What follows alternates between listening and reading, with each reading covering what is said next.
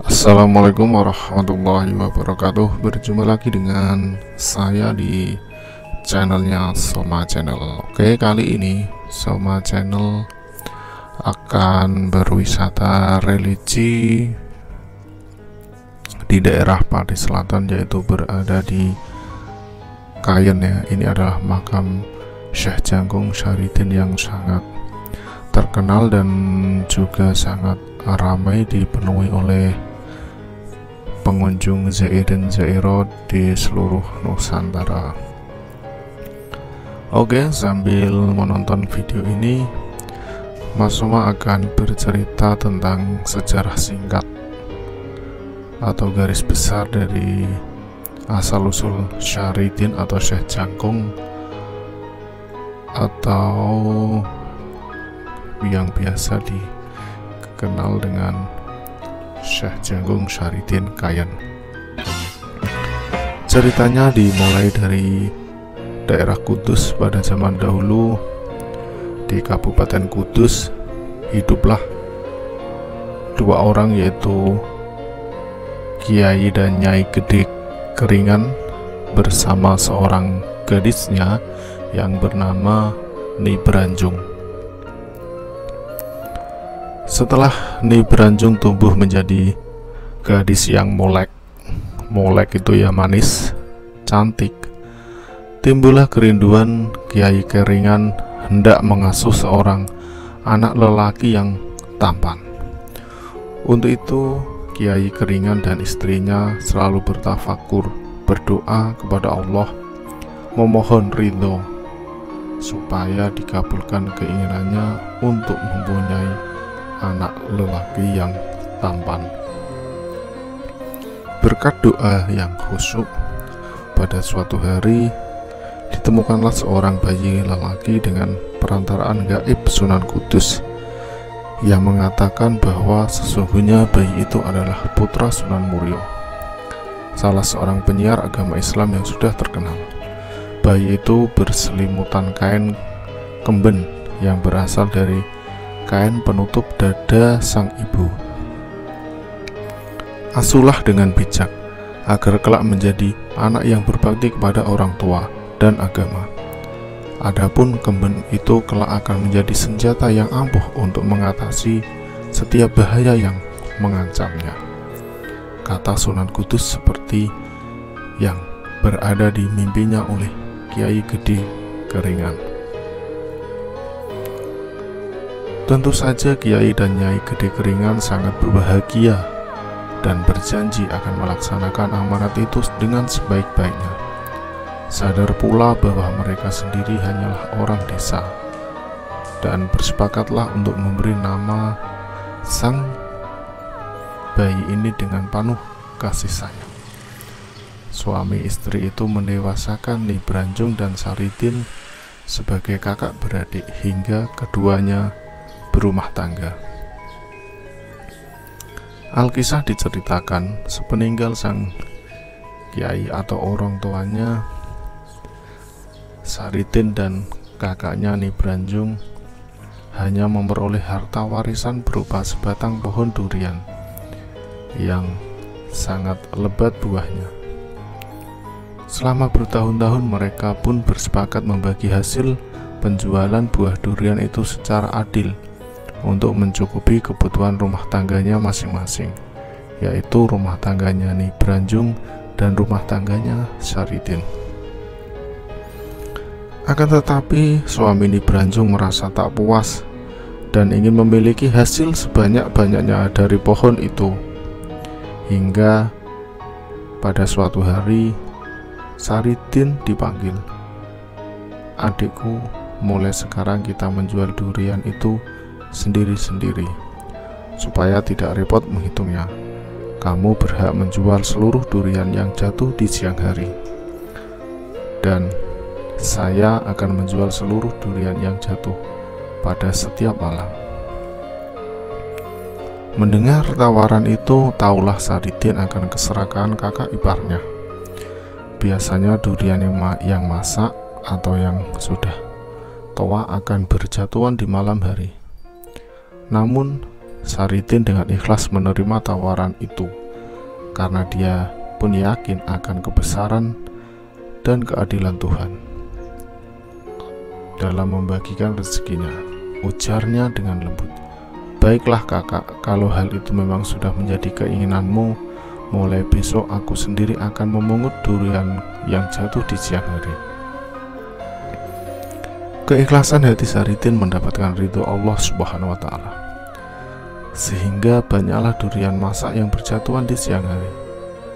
Hal itu menjadikan panasnya hati suami Nibranjung yang menyadari siasatnya tidak berhasil.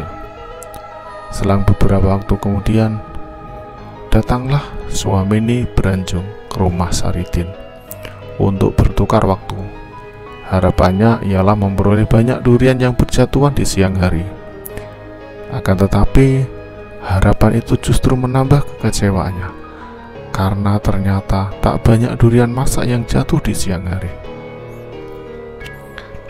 Hingga suami Nibranjung ini mempunyai akal lagi, yaitu pada suatu malam timbullah niatnya yang sangat jahat.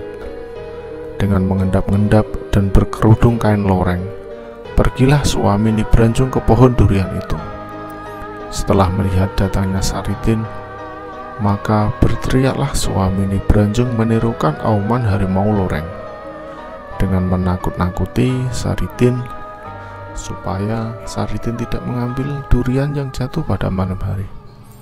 Namun, apa yang terjadi? Saridin tidak takut. Saridin yang terkejut tidak segera berlari, malahan melepaskan senjata goloknya dengan tangkas sehingga tewaslah suami Nibranjung. Tentu saja kejadian itu menggigirkan banyak orang dan segera dilaporkan oleh punggawa desa kepada Adipati Pemantenan di Kadipaten Pati. Dalam persidangan di Kadipaten diputuskan hukuman gantung bagi Saridin karena terbukti bersalah membunuh kakak iparnya. Namun Saridin membela diri dengan santun, "Ampun Kanjeng Adipati, niat hamba tidaklah membunuh saudara hamba sendiri, tetapi membunuh seekor harimau yang akan mengancam diri hamba. Oleh karena itu, hamba pun mohon dibebaskan dari hukuman." Mendengar alasan itu, sang Adipati merasa ragu hendak melaksanakan hukumannya. Namun, selaku seorang penguasa, sulitlah dia mencabut keputusan itu. Kemudian, sang Adipati berkata dengan lembut, "Baiklah Saridin, hukuman itu hanyalah sebuah tipuan yang berupa ayunan. Jadi, wajiblah kamu menerimanya." Saridin percaya sepenuhnya pada kata sang Adipati.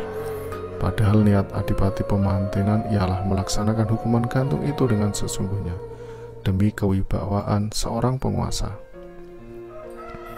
Akan tetapi hukuman itu menjadikan banyak orang terheran-heran di mata mereka. Saridin justru tampak tersenyum-senyum di tiang gantungan seperti seorang bocah yang sedang berayun-ayun.